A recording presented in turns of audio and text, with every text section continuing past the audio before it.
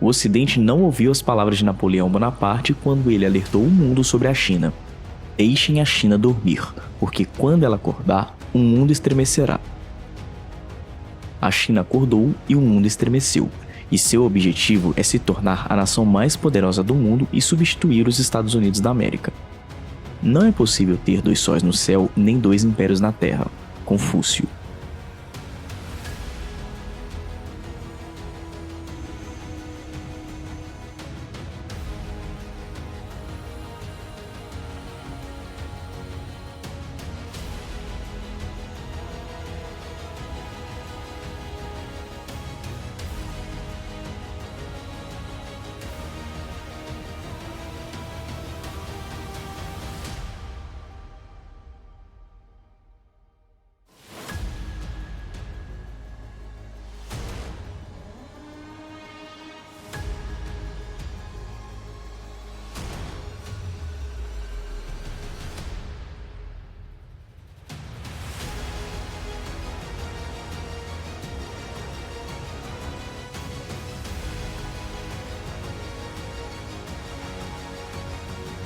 Hoje, a China é o maior parceiro comercial do Brasil e de toda a América do Sul.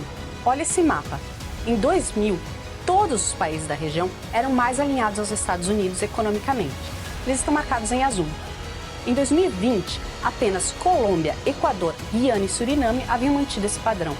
Todos os demais, que estão marcados em vermelho nesse mapa, se tornaram mais alinhados à economia chinesa.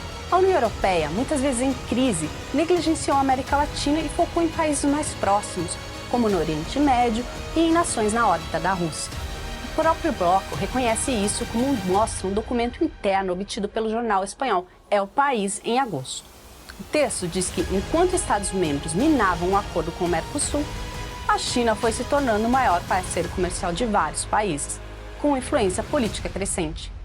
O documento diz ainda que o retorno em massa da esquerda ao poder na região marca uma transição notável que seria coroada com uma vitória de Lula no Brasil. Isso, segundo prevê a União Europeia, deve jogar a região ainda mais nos braços da China.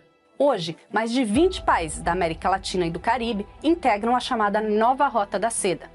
É um megaprojeto chinês de infraestrutura que prevê a construção de estradas, portos, aeroportos e outras obras em países estrangeiros.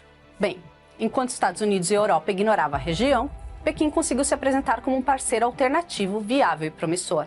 Com o crescimento do comércio bilateral, aumentou a dependência econômica dos países latino-americanos e, de tabela, sua influência política sobre eles. Os novos parceiros também podem trazer votos de apoio a posições chinesas na ONU. Isso tem consequências geopolíticas importantes. O próprio documento da União Europeia, que eu mencionei no meio do vídeo, chama atenção para isso. O texto ressalta que os europeus vêm enfrentando crescente dificuldade de obter apoio latino-americano em fóruns internacionais. O alerta é bem sério e afirma, abre aspas, a credibilidade, o poder e a influência da Europa no cenário internacional estão em jogo, fecha aspas.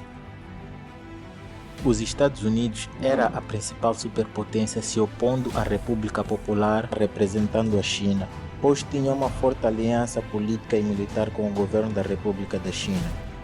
E então a votação foi essencialmente a esfera de influência dos Estados Unidos contra o mundo. Entre os 35 países que votaram contra a República Popular, muitos eram da África Central: Chad, Gabão, Libéria, Níger, África do Sul e muitos outros que ficaram do lado dos Estados Unidos. Apesar dos esforços dos Estados Unidos, a resolução acabou passando e o governo representativo da China na ONU foi transferido para a República Popular da China. Mas o que é mais interessante sobre isso não é o resultado, é quem votou contra a República Popular.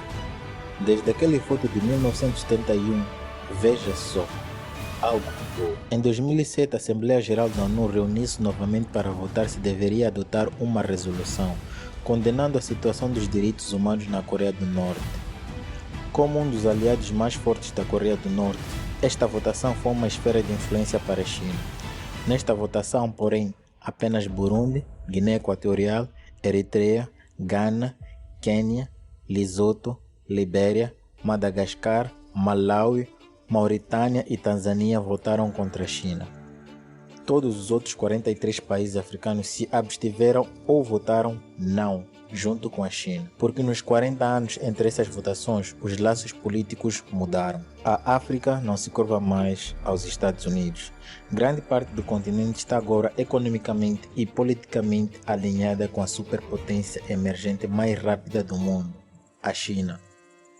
A resposta simples para isso é porque a China investiu enormes quantias de dinheiro no continente africano. Eles estão a comprar aliados. Por exemplo, a China construiu uma ferrovia de 3 bilhões de dólares no Quênia, ligando 300 milhas da capital Nairobi até Mombasa, a segunda maior cidade e porto principal, em 4 horas e 30 minutos. A China também construiu uma barragem de 526 milhões na Guiné, o que ajudou a empurrar o país de ter constante escassez de energia para fazer mais energia do que precisa e vendendo a capacidade extra aos países vizinhos. Cada um destes foram financiados por empréstimos concedidos pelo Banco Estatal de Exportação e Importação da China, e estes empréstimos precisam, claro, serem pagos pelos países que os receberam.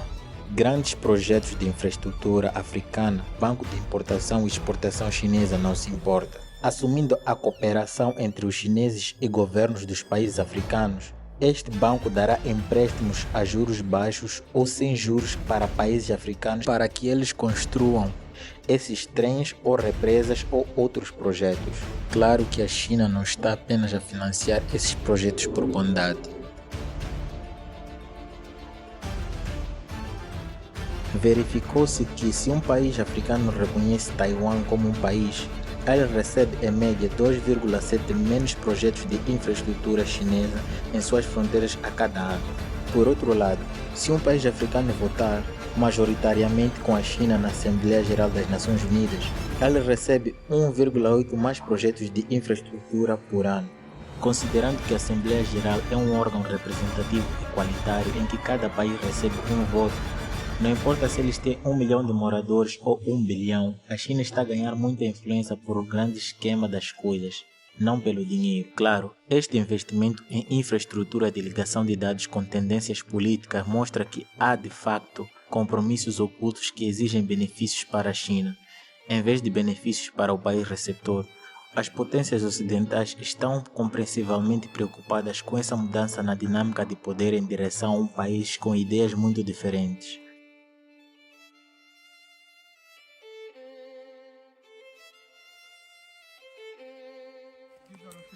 O ministro de Relações Exteriores da Ucrânia, Dmytro Kuleba, demonstrou nesta terça-feira um cauteloso interesse no plano da China para um acordo de paz que visa encerrar a guerra com a Rússia, mas alertou que o tratado deve respeitar a integridade territorial de seu país. O presidente da Rússia, Vladimir Putin, afirmou ao mandatário chinês Xi Jinping que está pronto para discutir a proposta de Pequim para o fim da guerra na Ucrânia. Putin também garantiu, durante um primeiro encontro entre os dois líderes nesta segunda-feira no Kremlin, que sempre esteve aberto a negociar.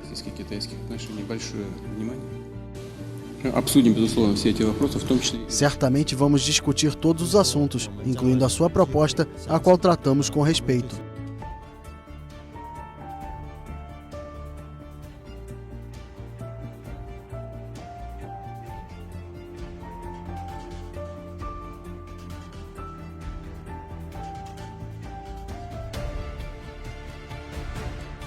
China's peace proposal includes some positive aspects and elements which I support.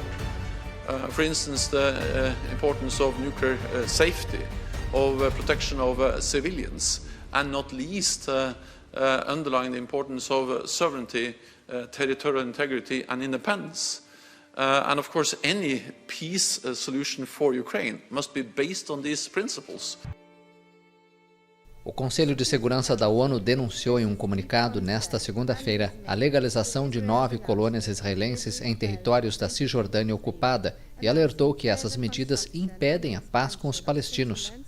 As contínuas atividades de colonização de Israel colocam em risco a viabilidade da solução de 2 estados, destacou o Conselho em um comunicado da presidência, endossado por todos os 15 membros. Israel classificou a declaração como unilateral. Um comunicado do gabinete do primeiro-ministro Benjamin Netanyahu destaca que a declaração nega o direito dos judeus de viver em sua pátria histórica, ignorando os ataques palestinos, que chama de terroristas. Além disso, lamenta o apoio dos Estados Unidos ao texto.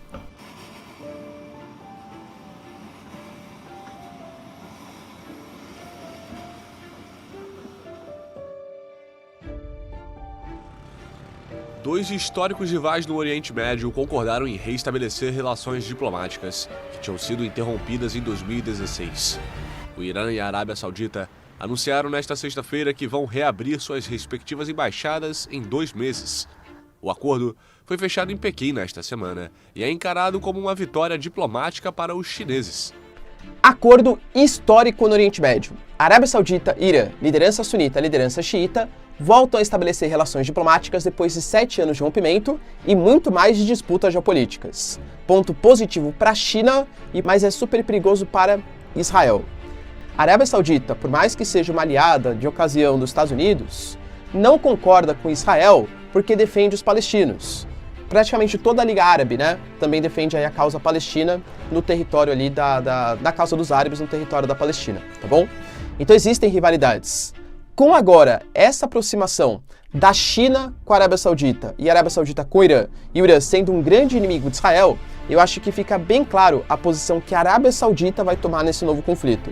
Realmente nós somos inimigos de Israel.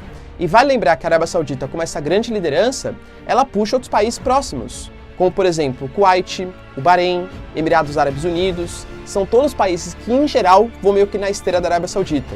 Então isso pode representar um isolamento e uma periculosidade ainda maior para o Estado de Israel. Ainda mais, como a mídia americana está supondo, se a China, para conseguir estabelecer essa relação diplomática, prometeu para a Arábia Saudita um reator nuclear.